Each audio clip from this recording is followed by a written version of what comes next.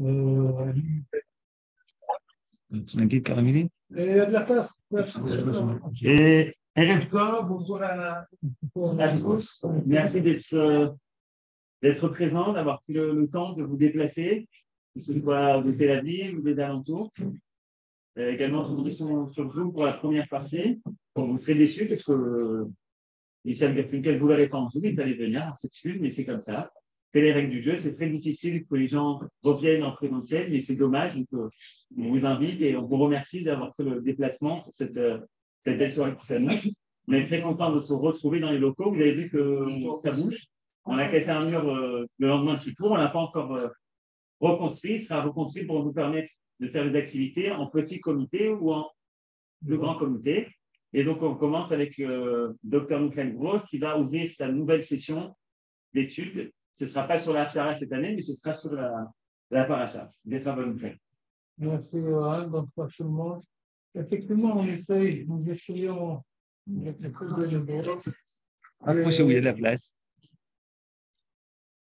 On peut vous rapprocher. On va dire aussi qu'il fasse un peu de silence, mais il y a de la place. Je vais parler aussi un peu plus fort. Et ce que j'ai commencé à dire, c'est que nous essayons avec le groupe Benigros de recréer des cercles d'études plus forts. Maintenant, on entend? Non. Ah, non? Ici?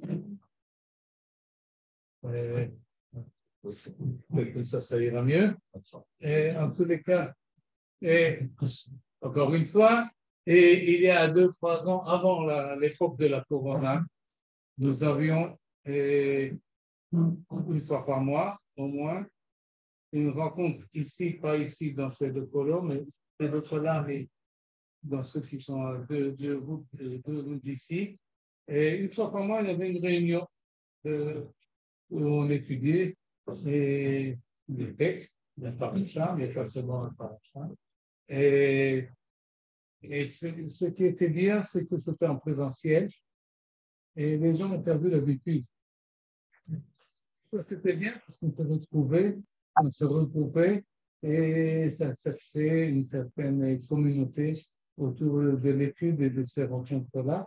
On a également l'intention d'organiser des Shabbatot flash, ici à Tel Aviv ou à Yerushalayim ou bien ailleurs. Mais pour ça, il faut essayer de créer un groupe assidu qui se retrouve et qui sont contents de se retrouver une fois par mois. Et Yohan, il y a déjà l'activité suivante du mois prochain? Oui. On l'annonce maintenant déjà? Oui. Alors, on aura le plaisir de recevoir le docteur Elie Boldbol de Strasbourg, et qui va nous parler un petit peu de ça, puisqu'il a sorti un nouvel ouvrage. Lui, il est spécialiste dans tout ce qui est l'éthique médicale et la pensée juive. Et il a sorti un ouvrage qui s'appelle Apocalypse et délivrance. En fait, le sous-titre, je vous en dis plus, c'est le Corona, réflexion juive sur le Corona. Ce sera le 9, prochain mois, c'est le 9 novembre. Voilà. Le 9 novembre au soir. Ici, lui, il n'habite pas ici, il est là quelques jours. Donc voilà, on en profite. Ouais. Très bien. Et donc, ça, c'était pour l'introduction. Bon, je vais essayer de parler plus fort. C'est la 3e année que nous étudions la paracha dans le cadre de Chut Benogros. La première année, le thème était une question, plusieurs réponses. Une question sur la paracha et on a vu plusieurs réponses à la même question. On a fait des comparaisons entre les différents commentaires et les différents interprétateurs. La 2e année, l'année dernière, nous avons fini les haftarot. Et on n'a pas seulement étudié les haftara, mais le but était de d'élucider, ou plutôt de voir si nous lisons la paracha et tout de suite après la haftara, qu'est-ce que la haftara a à dire sur la paracha? Comment est-ce que la haftara éclaire le point commun qu'elle a avec la paracha? Et cela, on a fait avec le livre de Bereshit, Shmot, Vaikra, Bamidbar, et finalement Devarim, où nous avons étudié les haftarot qui sont tirés du livre de Yeshayahu. Et maintenant, on commence, à partir de Bereshit. troisième cycle.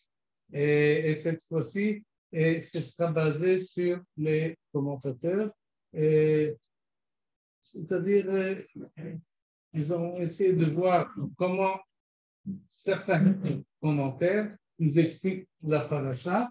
Et pour cela, le but est double, en fait, étudier la paracha d'un côté, mais également d'essayer de comprendre qu'est-ce qui meut le commentateur, qu'est-ce qui l'anime, pourquoi est-ce qu'il explique ce qu'il explique, pourquoi est-ce qu'un autre expliquera la même question autrement, et quel est le contexte culturel, religieux, historique dans lequel le commentaire a été écrit. Et de cette manière-là, on va essayer d'élargir notre compréhension de la paracha et de trouver plus de richesse à l'intérieur des Écritures à la lumière de différents commentateurs.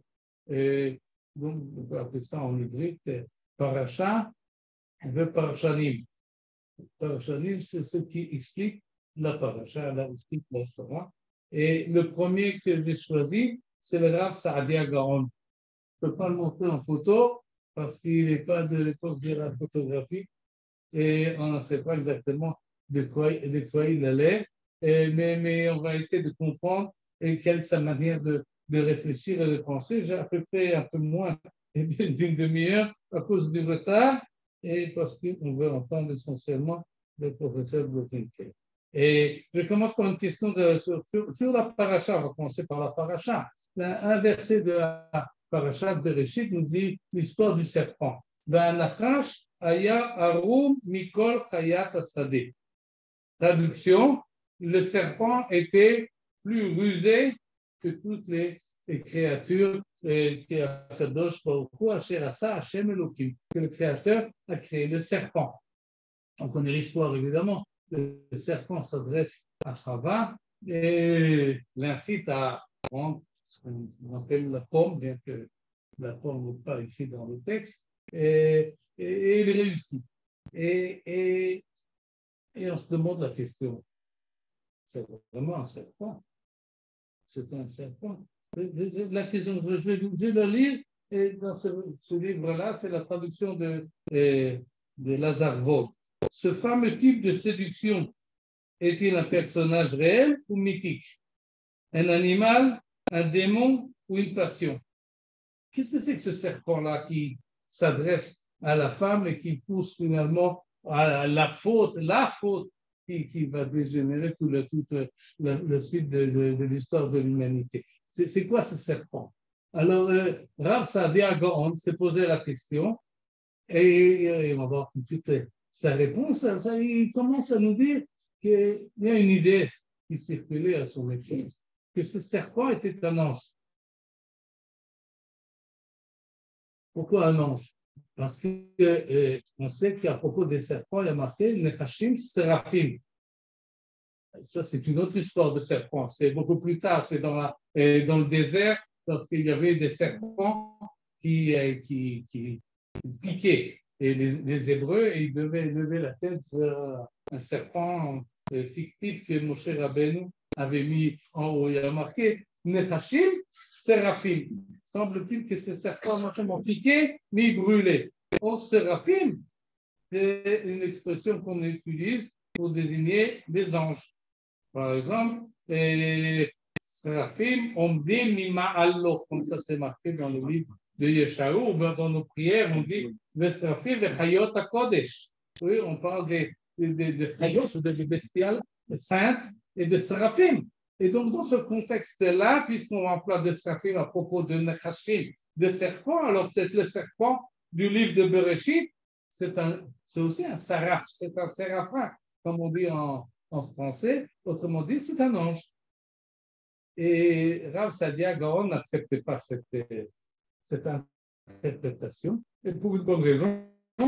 On peut employer le même objectif pour des choses entièrement différentes.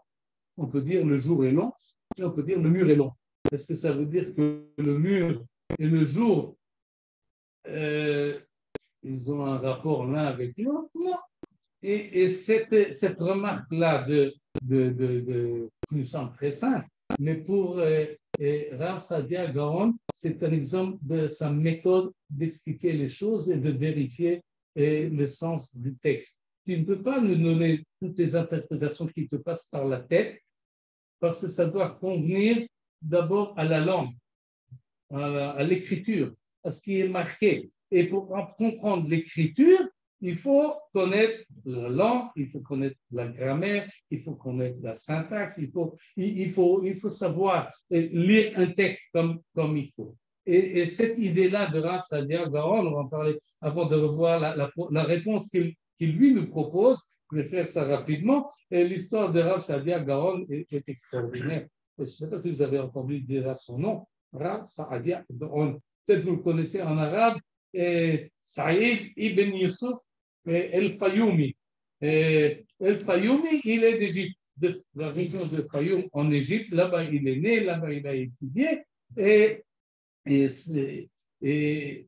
à un certain moment, il est parti d'Égypte, il est passé en Eretz Israël, il a étudié à Tveria, et il arrive à un moment, il est né en 882, vers la fin du 9e siècle. Ça fait déjà plus de temps.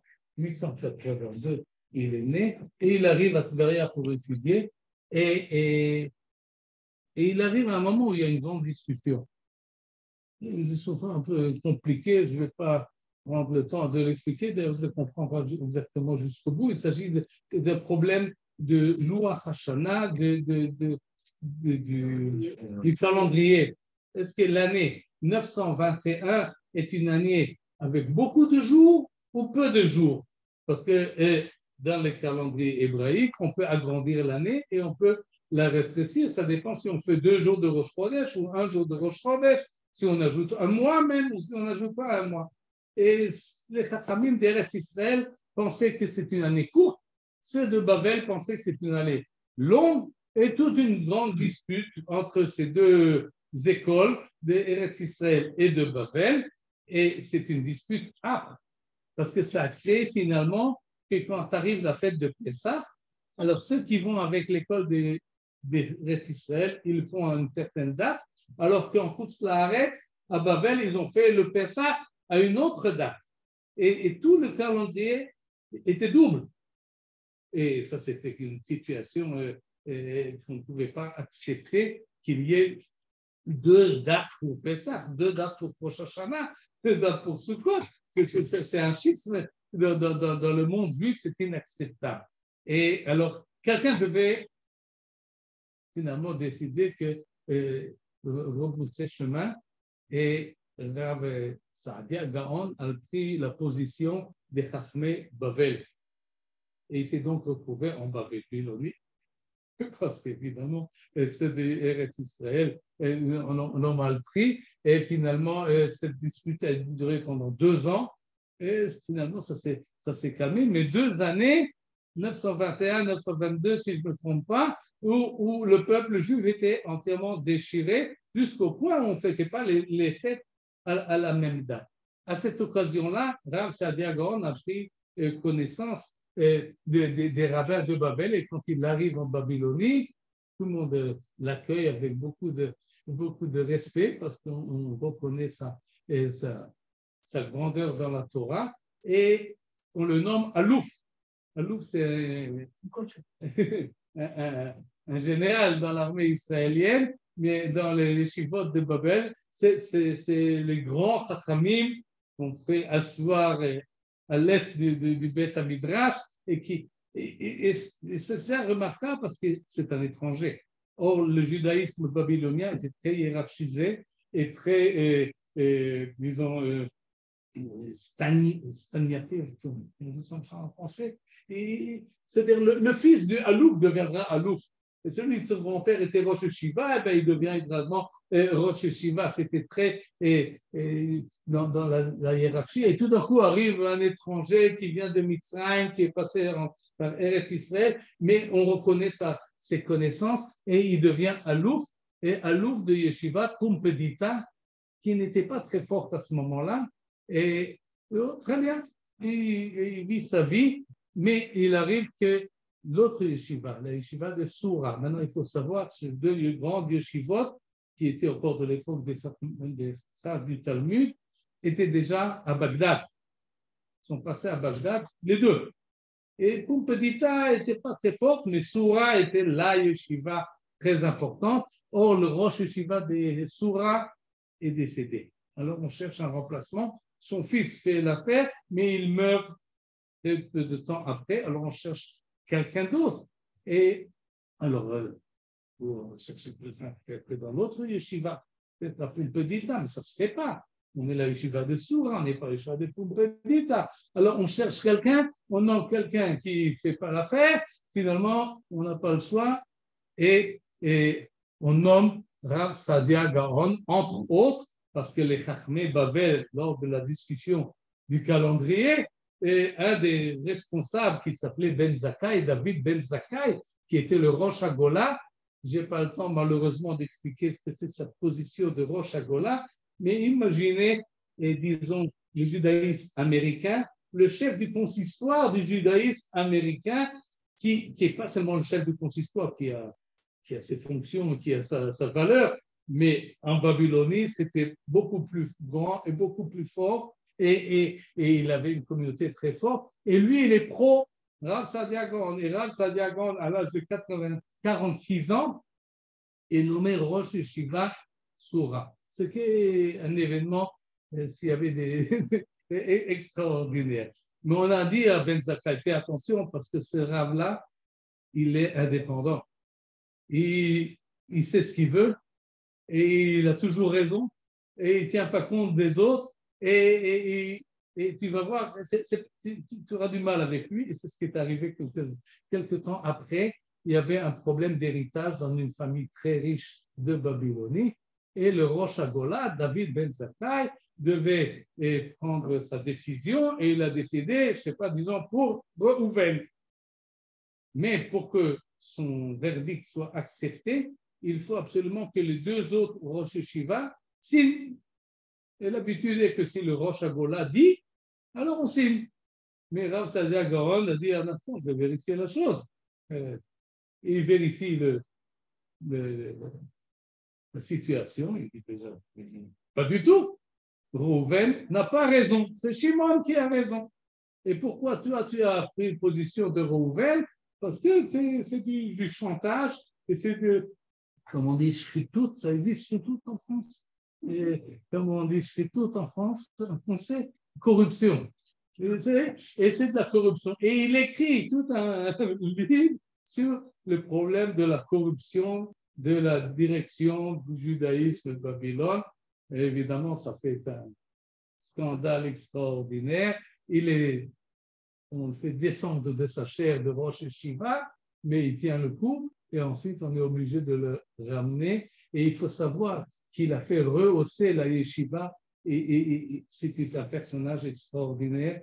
Les gens accouraient pour l'écouter. Et vraiment, c'était quelqu'un de très charismatique et avec des connaissances énormes. Si je fais la liste de ses écrits, je n'aurai pas le temps. Alors, on va faire ça rapidement. Mais c'est le premier qui a écrit un livre de la grammaire en hébreu, la grammaire hébraïque plutôt, il l'a écrit en arabe. C'est le premier qui a écrit un livre de pensée juive. Jusqu'à son époque, il y avait pensée juive, mais c'était des textes du Talmud, c'était des Haggadot, c'était des Midrashim, ce n'était pas concilié dans une méthode de pensée véritable. C'est le premier qui a écrit la halakha, selon les sujets. Il faut shrita, il faut avelut, il faut des traités et des témoignages, il faut Yerusha, des héritages, etc. Le premier et en plus, et c'est ce qui nous concerne à nous spécialement, il a écrit un commentaire du Tanakh. Bon, il faut savoir, il a traduit tout le Tanakh en arabe judéo-arabe littéraire, tout le Tanakh, il a traduit, c'est ce qu'on appelle Perush HaKatsar, son interprétation courte, c'est-à-dire, au lieu d'expliquer chaque mot qu'il faut, il traduit et dans sa traduction, il insère une interprétation déjà innée du texte. ce projet. S'il te plaît, le Sefer Yetzira, c'est quoi? Sefer Yetzira. J'ai parlé du Sefer Yetzira? Non, moi, je non. Ok. Sefer Yetzira, c'est un livre que personne ne comprend, qu'on ne sait pas qui a écrit, mais qui fait partie du corpus des livres. D'habitude, on explique ce texte-là d'une manière mystique.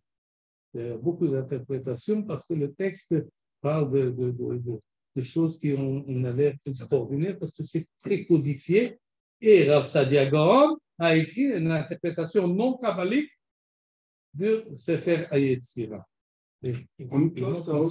Pardon? Onkelos a aussi interprété dans sa traduction en araméen. Oui, justement. C'est un classique des traducteurs.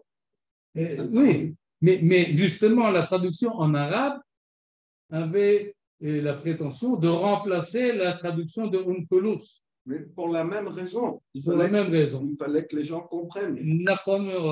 Effectivement, il fallait que les gens comprennent. Alors, il a traduit la Torah en arabe et il a réussi. C'est-à-dire qu'à partir de ce moment-là, au Beth Knesset, à la synagogue, on lit Tafsir Rassag.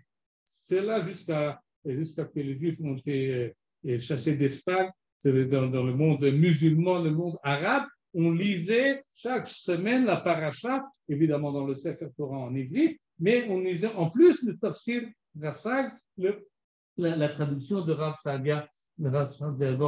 Les Thémanites ont continué jusqu'à la création de l'État d'Israël. Même encore ici en Israël est arrivé le Rav Kapach, Rav Yosef Kapach.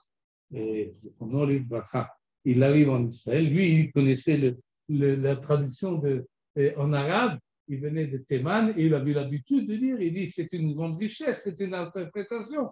Il arrive ici, il rencontre des Ashkénazim qui ne savent même pas l'arabe. Ils ne comprennent rien. Et ils ne savent pas de quoi on parle. Alors, qu'est-ce qu'il a fait? Il a traduit la traduction en hybride et il a sorti un livre que Pérouché Rav Sadia Gaon à la Torah. Et ça, c'est le petit traduction, le petit commentaire de Rav Sadia Gaon de la Torah qui est imprimé maintenant dans les livres micro-ondes de l'autre. Vous pouvez trouver certainement Sad Arav Kook, ce qu'on appelle Torah Chaim. Mais ça, c'est le Pérouche, le commentaire court. Il a un commentaire long. Qu'est-ce que c'est un commentaire long? Où il explique la paracha en long, en large et en travers. C'est-à-dire, lorsqu'il interprète pour comprendre de quoi il s'agit, alors il faut savoir tout pour comprendre la Torah. C'est-à-dire, si on parle du soleil dans la paracha, il faut savoir ce que c'est le soleil. Alors, il explique ce que c'est le soleil. Si on parle de Yaakov Avinu qui part de Sheva pour aller à Haran, alors il faut expliquer pourquoi les gens partent de l'endroit où ils ont vécu et ils vont ailleurs. Quelles sont les raisons d'être de ces...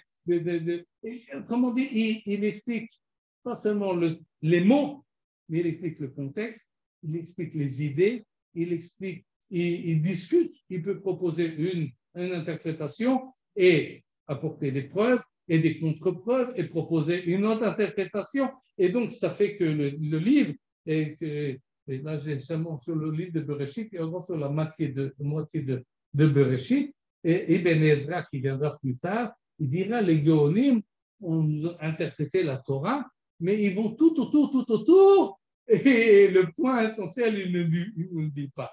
Autrement dit, il dit ils ont écrit beaucoup trop. Et le fait que Rav Sadia Gaon a écrit beaucoup trop, et faites attention si vous écrivez des livres, même encore aujourd'hui, qu'ils ne soient pas trop épais.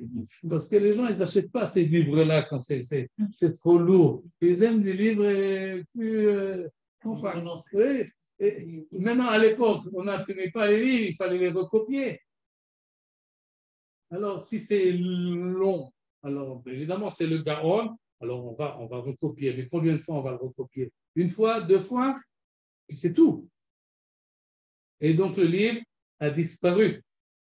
jusqu'on arrive à la Gmisa et on recherche des citations et des rappels. Et il y en a qui ont quand même recopié des recopies, etc. Mais finalement, quand on écrit trop, finalement, c'est. Ils n'ont même pas trouvé au Maroc. Pardon? Au Maroc, ils n'ont pas trouvé parce que tous les Talmuds, ils l'ont bien retrouvé en Algérie. Je ne sais pas, peut-être qu'au Maroc, il y a aussi. C'est faisable, c'est possible, mais en tous les cas. Et on a les explications, elles ont été refaites à partir du 19e siècle, à partir du moment où la Gnisa a été retrouvée, les gens ont recherché, ont étudié, etc. Et alors, on a reconstitué plus ou moins avec des manques l'essentiel du livre. Encore deux mots.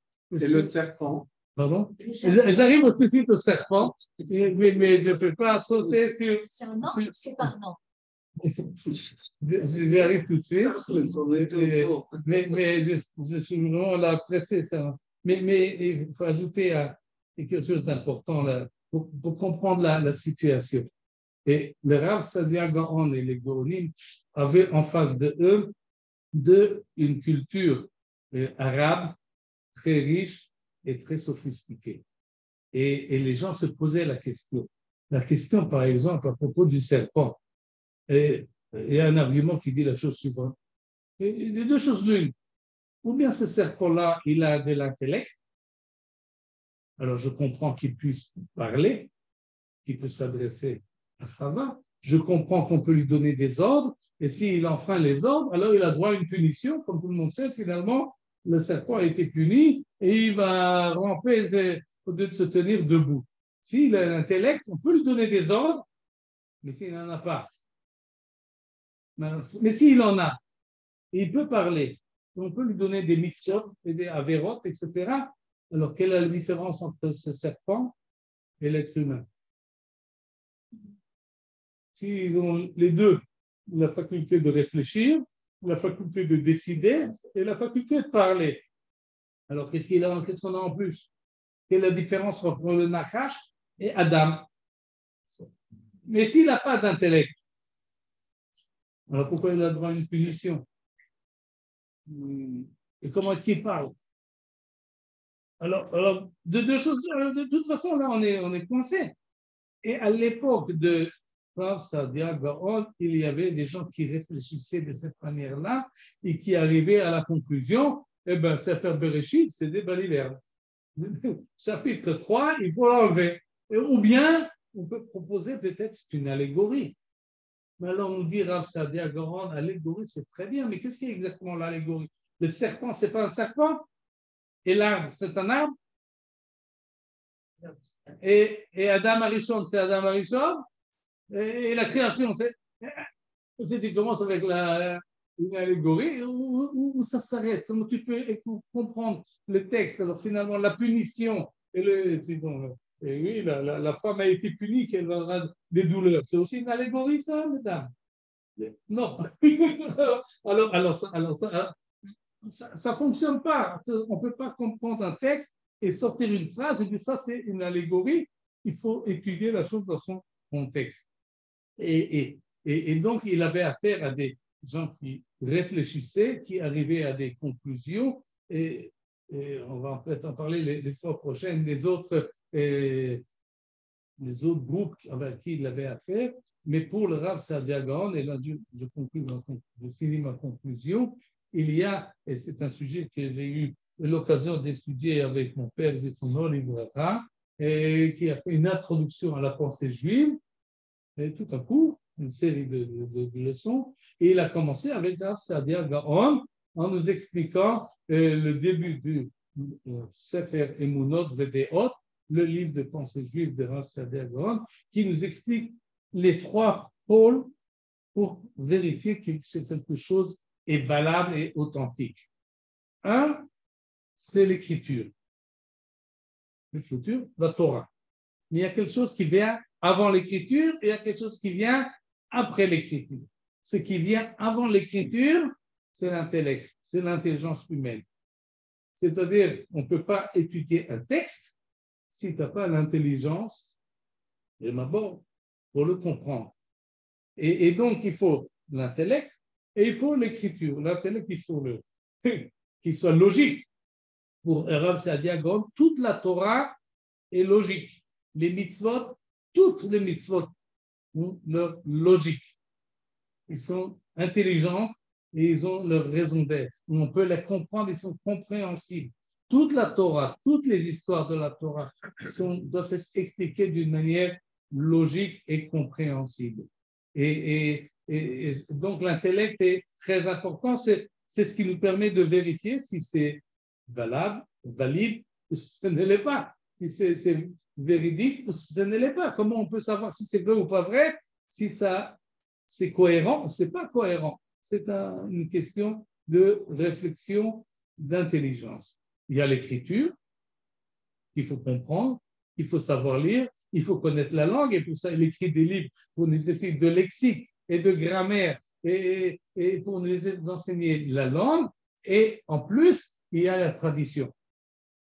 La tradition, elle est aussi valable, parce que elle nous rappelle les choses, le contexte dans lequel Moshe Rabbeinu a écrit. Lorsque Moshe Rabbeinu nous interdit de manger du seor. Seor, vous mangez du seor? Après ça, seor, sin aleph resh. Qu'est-ce que c'est seor? Du levain, comme ça on traduit en français. Oui, mais il faut savoir le mot. Comment on peut savoir ce que c'est? Si on nous dit totafot ben enecha, totafot, qu'est-ce que c'est totafot? On va savoir ce que c'est. La traduction nous dit qu'est-ce que c'est. Et la traduction seule, elle est pour Rav Saadia Gaon, elle est véridique, elle est authentique, elle nous permet de comprendre le texte à condition que la conclusion soit logique. Et donc, on a trois pôles qui se complètent. Et faire la synthèse de ces trois, ce n'est pas toujours facile. Ça demande une méthodologie très précise et très suivie. Et expliquer la Torah d'une manière, avec une méthode construite, personne ne l'a fait avant le Rav Saadia Gaon. Quand vous étudiez les Midrashim, vous avez, ça a l'air d'être quelque chose qui n'est pas cohérent. On peut être contredire, on peut dire une fois comme ça, mais on fait comme ça, on fait des Xerashava, on fait des Gematriot. Et Rav Saadia Gaon ne voulait pas de cela, vous ne voulez pas de faire d'allégorie, il voulait comprendre le texte dans son chat, et là il a donné une poussée très sérieuse et très importante sur de la philologie, de la compréhension d'un texte à partir de règles très précises. Et je finis maintenant, je reviens. Le serpent. Le serpent, ah oui, le serpent, c'est pas un ange. Maintenant, regardez la réponse de Rav Saadia Gaon. Il nous dit la chose suivante à propos du serpent. Il nous dit, le serpent, c'est pas un ange et c'est pas un homme. Un serpent, c'est un serpent. Nachash, c'est un nachash. D'après tous les textes, on sait que c'est un serpent, hein, le reptile qui rampe par terre. Maintenant, Akadosh Baruch Hu a pris un de ces serpents, il y a beaucoup de serpents. Maintenant, on a pris un. Et il lui a donné de l'intelligence. Comment c'est marqué? Vehanachash haya arum. Haya, explication, traduction de Rav Saadia Gaon, c'est pas comme c'est traduit en français, et le serpent était éthérusé. Non, le serpent est devenu Chacham. Il a été transformé en Chacham. De la même manière que le bâton de Moshe Rabbeinu est devenu serpent, et puis le serpent est redevenu bâton, et bien le serpent en question, dans le chapitre 3 de la Genèse, il est devenu intelligent. À condition, évidemment, et donc c'est un des miracles. Un serpent, pas tous les serpents, un serpent de tous les serpents, et on lui a donné Akadosh Baruch Hu lui a donné la possibilité de parler à condition qu'il se comporte comme il faut, évidemment. Mais s'il incite la femme à faire une avéra, alors elle reviendra serpent. On lui enverra, on enlèvera les capacités et les qualités qui lui a été données, et il redeviendra un serpent comme tous les serpents. La preuve, c'est que nous autres, êtres humains, comme nous avons été créés, mais à part poussière. De la poussière de la terre. Et si on se comporte bien, peut-être qu'on arrivera au monde futur et à l'éternité. Mais sinon, mais afar bata ou le afar tachouv. Eh bien, le serpent, c'est la même chose. Et comme ça, pardon? Et là aussi, c'est la même problématique, effectivement, qu'il faut. Et là-dessus, il y a des pages entières qui discutent sur ce sujet-là. Non seulement cela, ils rentrent dans des résolutions. Et comment est-ce qu'on transforme un serpent en être intelligent? Est-ce qu'on le remplace? Il y avait un bâton, il devient un serpent, ou bien c'est une métamorphose continue? Et ils discutent là-dessus. Et pourquoi? Parce qu'il a besoin d'expliquer à ce moment-là à tous ces ouailles, disons, que la Torah est logique, est compréhensible. Elle a des idées qu'on peut les accepter, on peut les discuter si vous voulez. Mais finalement, il faut arriver, et d'ailleurs, son livre de Emunot Vedeot, c'est une discussion. Hein, il amène une idée, il la refuse. Une deuxième, il la refuse jusqu'à qu'il reste avec la vérité qu'il a choisie. Anifra Emunot Vedeot. Cette démarche qui est très intellectualisée du texte, qui n'accepte pas les choses comme une évidente. On nous raconte l'histoire du serpent. Oh, alors le serpent. Non, on s'arrête. C'est possible, c'est pas possible. Comment ça s'est passé? Ça doit être réaliste, ça doit être acceptable, ça doit être logique, ça doit se comprendre. Et pour vraiment, c'est le mot de la fin que je redonne à Lazare Vogue, le traducteur de la et qui nous dit la chose suivante. À propos de ce sort, chapitre 2, verset 18, tout de suite, il nous dit la chose suivante. Mais le but du serpent, Oui. c'est inscrit quand même qu'il doit faire sauter la femme, sinon on serait resté dans le Gan Eden. Il a une mission. C'est un malin. Alors c'est un malin. Ah, bon, vous dites. On ne peut pas imaginer que Hachem ne savait pas ce qu'il allait faire. Oui, c'est ça. Il l'a envoyé pour ça. Alors vous renversez toute l'histoire. Non, comment avant d'avoir mangé le fruit de la connaissance, comment est-ce qu'on peut savoir ce que c'est le bien et le mal? Adam Arishon a reçu une mitzvah. Tu ne toucheras pas à ça. Il a reçu une avéra. Comment il ne peut pas savoir? Il n'a pas encore la connaissance du bien et du mal. Pour le Rav Sadia Gaon, Adam Arishon avait la connaissance du bien et du mal. Oui, mais il ne savait pas tout le bien et tout le mal. Il ne savait pas encore tout. Par exemple, il ne savait pas que se promener nu, ce n'est pas bien. Ça il ne savait pas. Mais il ne savait même pas qu'il était nu. Si. Non. Mais il ne savait pas que ce n'est pas bien. Mais lui, il a mangé. D'après le Rav Sadia Gaon, je ne sais pas. Mais il a mangé le fruit pour que sa femme, parce que sa femme avait mangé. C'était une preuve d'amour. Non. Je dis non, pas parce que je ne suis pas d'accord avec vous. Prière. T'as montré. Je dis, à partir du moment où on ouvre un commentateur qu'on ne connaît pas, il faut avoir la démarche de dire, bon, on va écouter qu'est-ce qu'il dit, et il faut attendre qu'il ne va pas nous dire ce qu'on connaît déjà, et il nous donne une autre optique.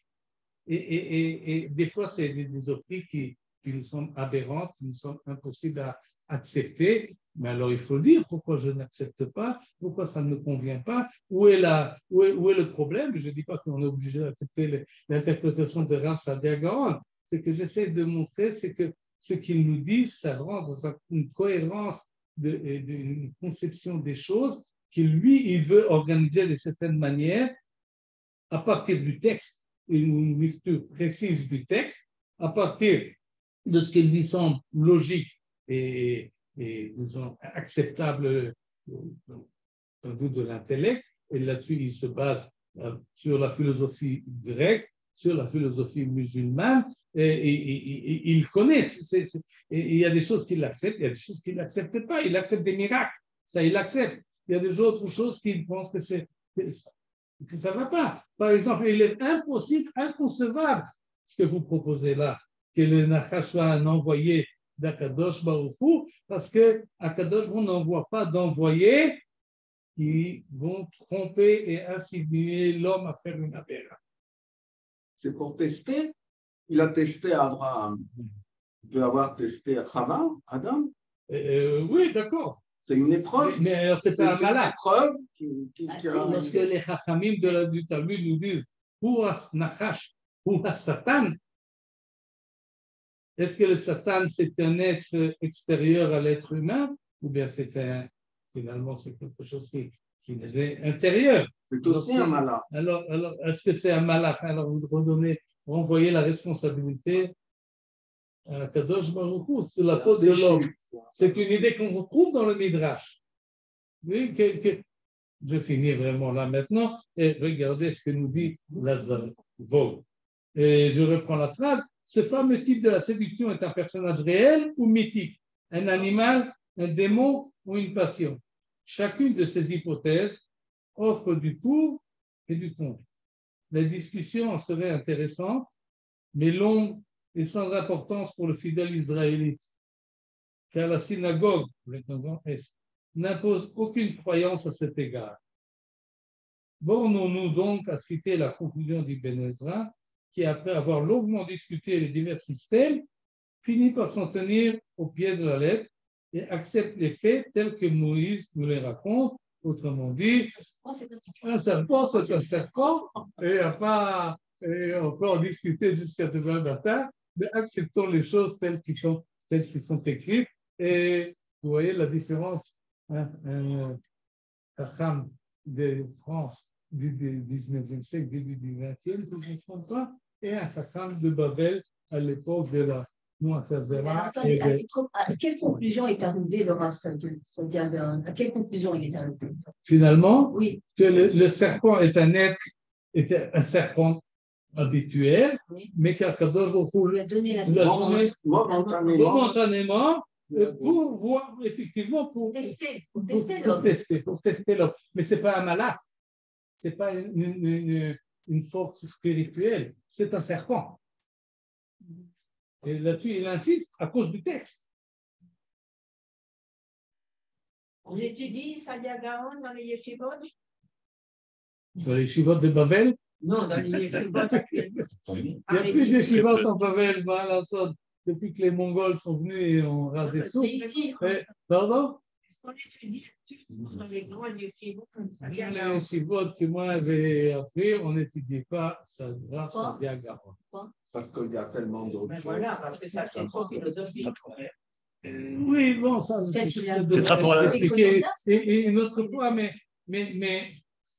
ce qui est important finalement, il y a une importance à cette démarche-là, ça peut nous apporter à nous d'autres optiques, de voir le même texte à lequel on est habitué à comprendre d'une certaine manière, il nous change un peu la manière de voir le texte, de l'étudier et de le comprendre, et nous donne essentiellement des outils de réflexion, de langue, et d'intelligence et de vérification logique et de tradition. Finalement, il arrive à faire cette synthèse-là. Qu'est-ce que ça nous apporte aujourd'hui? Plus de 1000 ans après qu'il est décédé, chacun ce qu'il veut dans son corps intérieur. Mais ça donne une richesse de compréhension beaucoup plus large et encore d'autres qui le suivront. On aura du mal à comprendre sans commencer par Sadia Gaon. Et donc, on se reverra la semaine prochaine par Zoom. Là, j'écoutais les gens de Zoom. Et à partir de la semaine prochaine, chaque semaine, le mercredi soir, sur Parashat Hashavua, et les premières parachutes, on va suivre donc Rav Sadia Gaon, qui était vraiment Gaon. Merci. Voilà, j'ai vu que tu as déjà des questions. Donc, Michael, on a l'honneur de l'avoir chaque semaine en Zoom. Donc, vous pourrez continuer le débat et poser d'autres questions. On vous enverra le lien, vous devez le recevoir par mail ou par WhatsApp chaque mercredi soir à 20h15 en Israël. 20h15 en Israël, vous pouvez vous connecter et donc continuer l'étude du Rav Saadia Gaon avec Michael. Mais ce soir, on a une fois, pas toutes les semaines, on a Michel Gerfinkel qui nous fait l'honneur des symboles, donc qui va nous parler de l'Ukraine, donc de l'actualité. Avec Michael, on a parlé de l'actualité de la paracha, des Réchites. On va parler de l'actualité politique, militaire. Merci beaucoup de vous être déplacés et d'être venus jusqu'ici. Oui, je vais le mettre tout de suite.